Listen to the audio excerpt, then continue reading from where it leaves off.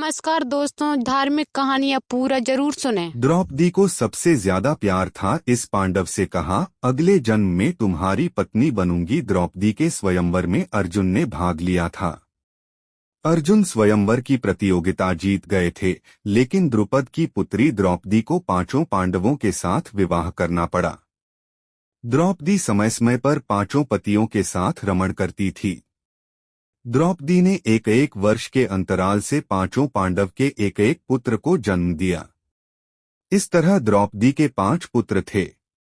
लेकिन अश्वत्थामा ने महाभारत के युद्ध के अंत में द्रौपदी के इन 5 पुत्रों का सोते समय वध कर दिया था। द्रौपदी महाभारत में एक ऐसा चरित्र है जिस पर जितना लिखा जाए उतना कम है।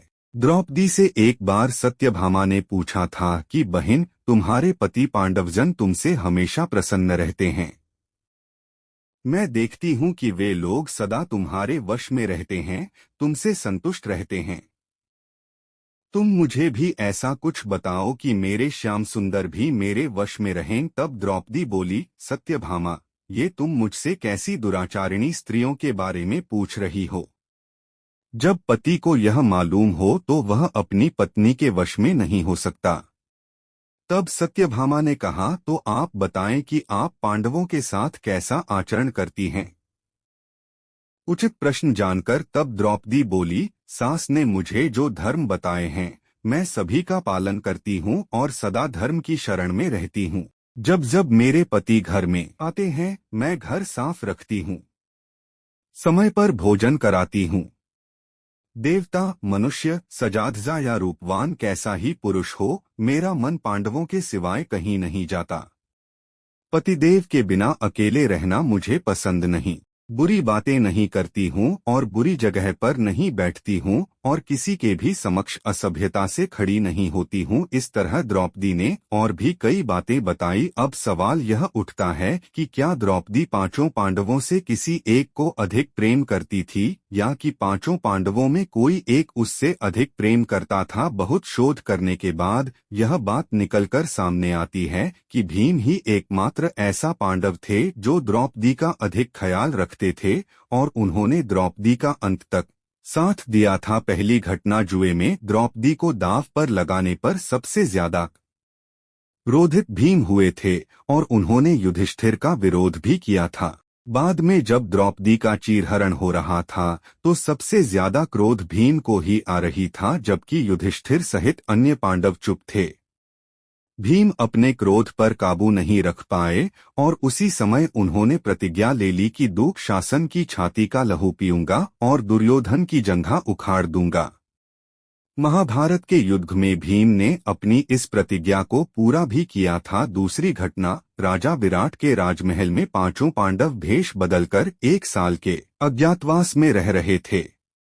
उसी दौरान राजा विराट के साले कीचन ने कामांध होकर द्रौपदी को देखा और उसे राता को अपने कक्ष में अकेले में बुलाया। यह बात जब द्रौपदी ने भीम को बताई तो भीम ने कीचक का वध करने का प्रण लिया और रात के समय द्रौपदी की जगह खुद कीचक के कमरे में पहुंच गए। द्रौपदी समझकर जैसे ही कीचक ने भीम को हाथ लगाया, भीम ने कीचक को उठाकर पटक दिया।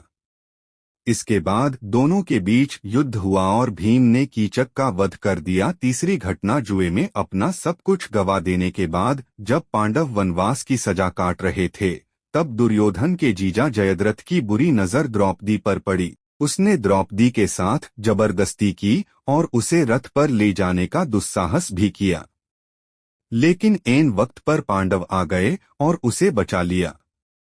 भीम ने तब जयद्रथ की खूब पिटाई की और द्रौपदी के आदेश पर जयद्रथ के सिर के बाल मुंडकर उसको 5 चोटियां रखने की सजा दी और सभी जनता के सामने उसका घोर अपमान करवाया। चौथी घटना, महाभारत के युद्ध की समाप्ति के बाद सभी पांडव सशरीर स्वर्ग गए थे। स्वर्ग अर्थात हिमालय के किसी क्षेत्र में जहां इंद्रादि का राज्य था। पांचों पांडव अपना राजपाट परीक्षित को सौंपकर जब स्वर्ग की कठिन यात्रा कर रहे थे तब इस यात्रा में भीम ने द्रौपदी का पूरा ध्यान रखा। कठिन चढ़ाई और कांटों भरे रास्ते में हर जगह भीम ने द्रौपदी को हर संभव सहयोग किया। यात्रा के दौरान जब पांडव बद्रीनाथ पहुंचे और वहां से आगे बढ़े तो सरस्वती नदी के उद्गम स्थल पर नदी को पार करना द्रौपदी के लिए कष्टकर हो गया था। ऐसे समय में भीम ने एक बड़ा सा चट्टान उठाकर नदी के बीच में डाल दिया। द्रौपदी ने इस चट्टान पर चलकर सरस्वती नदी को पार किया था। कहते हैं कि माणा गांव में सरस्वती के उद्गम पर आज भी इस चट्टान को देखा जा सकता है।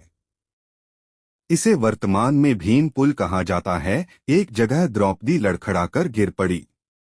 द्रौपदी को गिरा देख भीम ने युधिष्ठिर से पूछा कि द्रौपदी ने कभी कोई पाप नहीं किया, तो फिर क्या कारण है कि वह नीचे गिर पड़ी।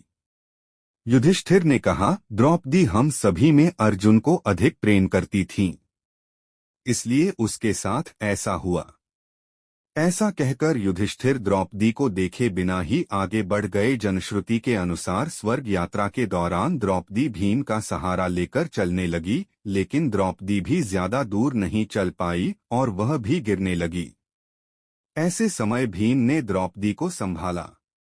उस समय द्रौपदी ने कहा, सभी भाइयों में भीम ने ही मुझे सबसे ज्यादा प्यार किया है और मैं अगले जन्म में फिर से भीम की पत्नी बनना चाहूंगी। थोड़ी देर बाद सहदेव भी गिर पड़े। तब भीम ने पूछा, सहदेव क्यों गिरा। युधिष्ठिर ने कहा, सहदेव किसी को अपने जैसा विद्वान नहीं समझता था, इसी दोष के कारण गिरना पड़ा। कुछ देर बाद नकुल भी गिर पड़े। भीम के पूछने पर युधिष्ठिर ने बताया कि नकुल को अपने रूप पर बहुत अभिमान था, इसलिए आज इसकी यह गति हुई है। थोड़ी देर बाद अर्जुन भी गिर पड़े। युधिष्ठिर ने भीम से कहा, अर्जुन को अपने पराक्रम पर अभिमान था। अर्जुन ने कहा था कि मैं एक ही दिन में शत्रुओं का नाश कर दूंगा, लेकिन ऐसा कर नहीं पाए। अपने अभिमान के कारण ही अर्जुन की आज यह हालत हुई है। ऐसा कहकर युधिष्ठिर आगे बढ़ गए। थोड़ी आगे चलने पर भीम भी गिर गए। तब भीम ने गिरते वक्त युधिष्ठिर से इसका कारण पूछा तो उन्होंने बताया कि तुम खाते बहुत थे और अपने बल का झूठा प्रदर्शन करते थे, इसलिए तुम्हें आज भूमि पर गिरना पड़ा। यह कहकर युधिष्ठिर आगे चल दिए। युधिष्ठिर कुछ ही दूर चले थे कि उन्हें स्वर्ग ले जाने के लिए स्वयं देवराज इंद्र अपना रथ लेकर आ गए। तब युधिष्ठिर ने इंद्र से कहा, मेरे भाई और द्रौपदी मार्ग में ही गिर पड़े हैं, वे भी हमारे साथ चलें, ऐसी व्यवस्था कीजिए। तब इंद्र ने कहा कि वे सभी शरीर त्याग कर पहले ही स्वर्ग पहुंच चुके हैं, लेकिन आप सशरीर स्वर्ग में जाएंगे। इसके बाद इंद्र और युधिष्ठिर रथ में बैठाकर स्वर्ग की ओर निकल पड़े। दोस्तों, ऐसे धार्मिक कहानियाँ जानने के लिए हमारे YouTube चैनल को लाइक और सब्सक्राइब करना ना भूलें।